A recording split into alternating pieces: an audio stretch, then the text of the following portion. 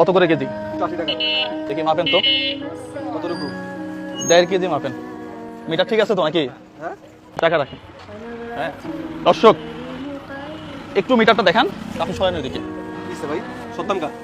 দর্শক ব্যবসা হালাল। শুনেন, এখানে উনি আপনার এত ছিলেন নাকি, এখানে আমাকে 1.5 কেজি মাল দিচ্ছে। এখন যদি 1.5 কেজি হয়, একই মিটার তো, আমি হাত ধরছি মিটারে, কিছুই তো করি নাই নাকি? হ্যাঁ, ক্যামেরার কাছে নিয়ে আসেন তো।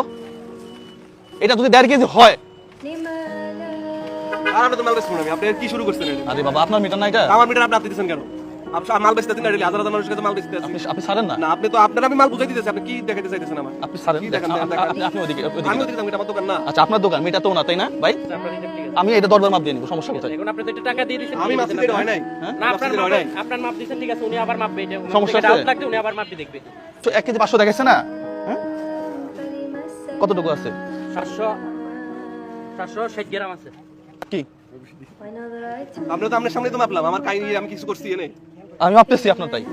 এই যে দেখেন দর্শক, এই পাশে মাপলাম কতটুকু আপনাকে দেখাই।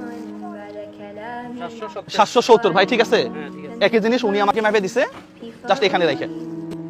এই যে 1 কেজি 400। 1 কেজি 400, আর একটু এদিক দিলে 1 কেজি 700 হয়ে যাবে।